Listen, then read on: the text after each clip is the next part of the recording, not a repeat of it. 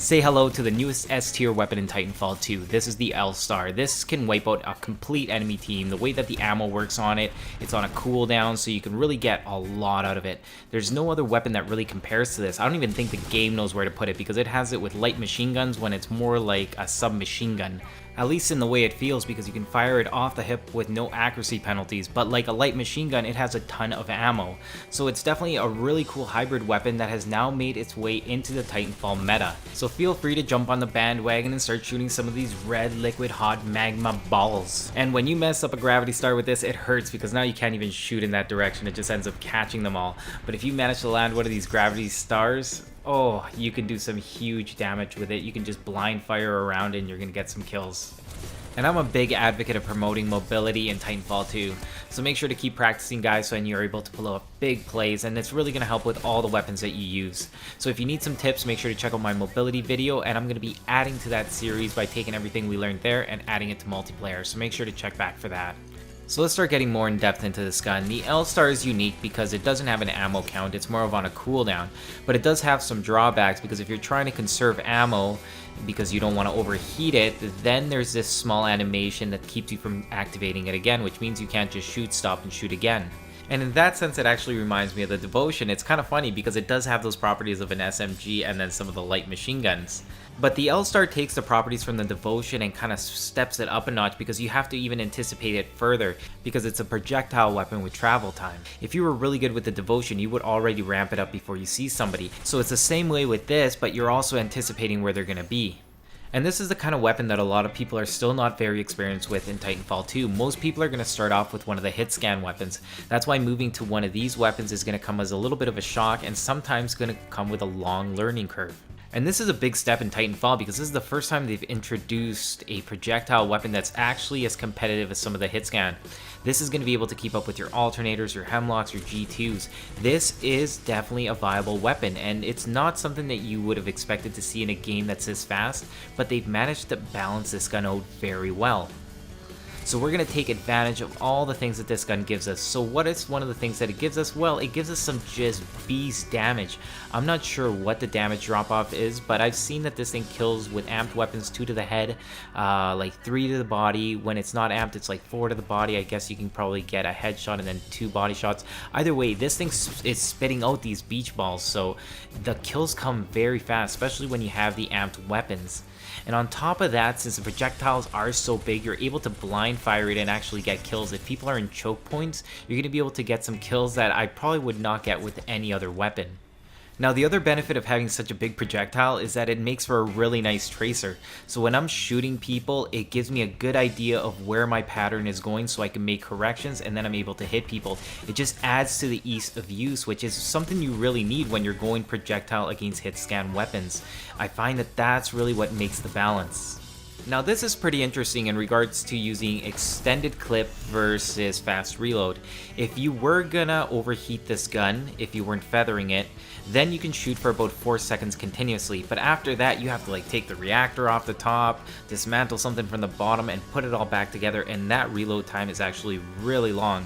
And since the extended clip did not seem to extend the time before this thing overheats, I ended up going with fast reload. And this is one of those times where I ramped it up because 4 seconds of continuous fire is a lot, and I knew he was going to be somewhere around there when I saw him in phase shift. So like the double take, when you're trying to shoot people from far away, it is going to be a little bit harder, but it is definitely possible. But if you're able to sneak up on somebody or catch them when they're not moving for a second, then it makes it a lot easier. If not, usually I just do this funny little spread that goes left and right. And people are still not quite ready for this gun. This is why I've been getting more messages like this, because people think you're toying with them, because this is one of the weapons that people just don't expect to be good. But it is definitely going to start coming out in the meta, guys. If you have not seen it yet, I expect that you will. And if you don't, it's probably going to be because there isn't going to be a lot of people that are just into hit scan weapons in general. You know, a lot of people just like being like, this is where I'm pointing and that's where it's going to connect. And if that's you, that's fine. But I know that there's definitely a place for this gun in the competitive scene. That's why I'm really going to advocate for it, because it's a really neat thing to use. So I think in the next clips, I'm just going to show a little bit of gravity star use.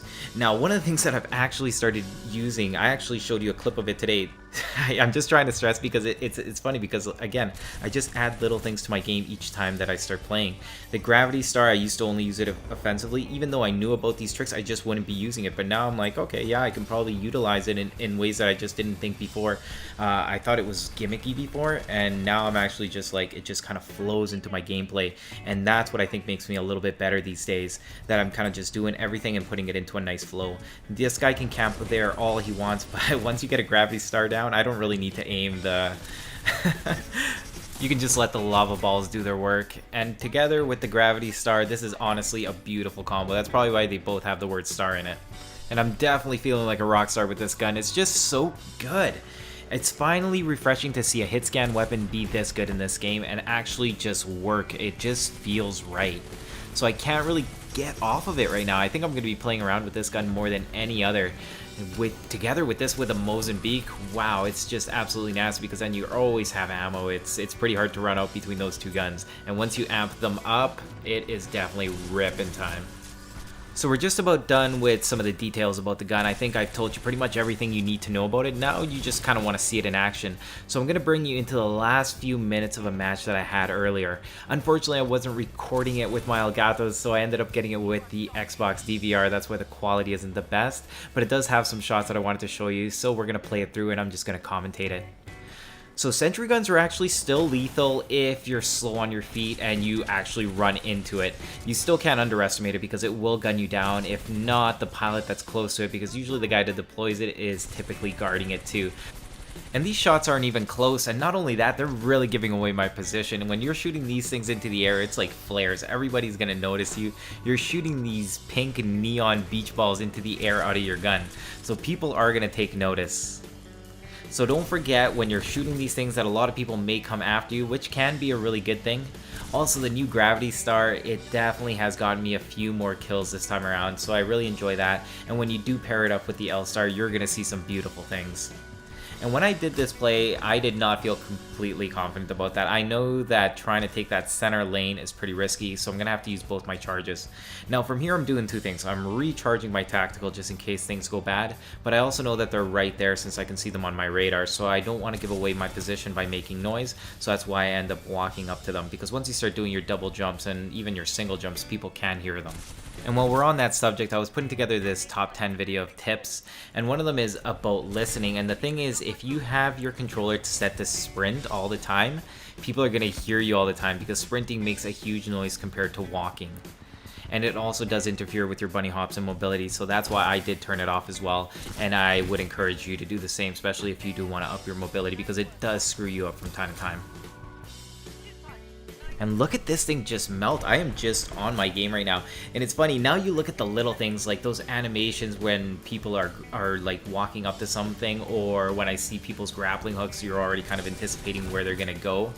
And these are the kind of things that make you really good with these projectile weapons.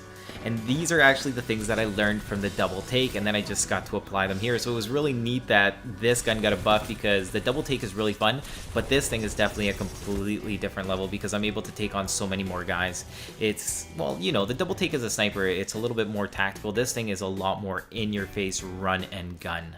So I really enjoy this thing. So my attachments are tactical as well as speed reloader now, because again, I didn't find that the extended magazine did anything for extending the cooldown on this gun. And I've been getting some pretty monster scores lately, but I don't think it's the gun, it's actually the mobility. Every time my mobility gets better, I get a lot better. And look at this, it ends up curving it into this guy. This gun is crazy with the Gravity Star. And that's pretty much the end of the video. I'm going to gun this ship down by using some of the amped weapons that I did not use to kind of avoid the whole reload animation. And that's where we're going to finish this game. And I also want to thank everybody that subscribed to my channel, because we finally reached 2,000. Everybody that's helped out with the comments, the likes, the sharing of the video. It means a lot to me. Again, thanks a lot. On paper, cut to you. This is Game in Review, and I'll see you guys next time.